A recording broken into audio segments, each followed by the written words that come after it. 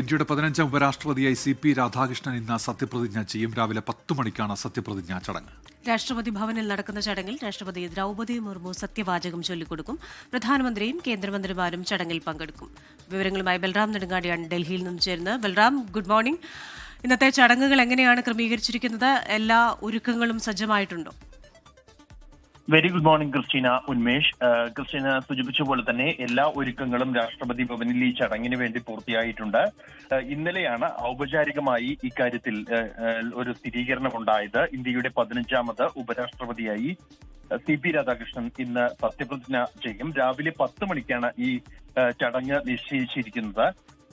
ഈ രാഷ്ട്രപതി ഭവനിൽ നടക്കുന്ന ഈ ചടങ്ങിൽ രാഷ്ട്രപതി ദ്രൗപദി മുർമു ആവും ഉപരാഷ്ട്രപതി CP രാധാകൃഷ്ണന് സത്യവാചകം ചൊല്ലിക്കൊടുക്കുക.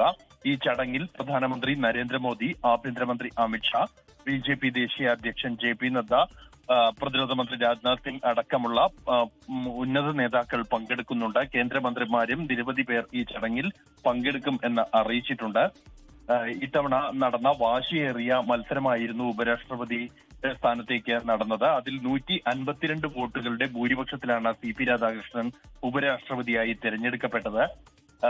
കഴിഞ്ഞ തവണത്തെ ഭൂരിപക്ഷത്തെ അപേക്ഷിച്ചോളം ഭൂരിപക്ഷം കുറവാണ് എങ്കിൽ പോലും പ്രതീക്ഷിക്കുന്നതിന് അപ്പുറമുള്ള വോട്ടുകൾ ഇത്തവണ CP രാധാകൃഷ്ണന് നേടാനായി. ഏതാണ്ട് 15ഓളം വോട്ടുകൾ പ്രതിപക്ഷ നിരയിൽ നിന്നും NDA സ്ഥാനാർത്ഥിക്ക് ലഭിച്ചു എന്നാണ് BJP അവകാശപ്പെടുന്നത്.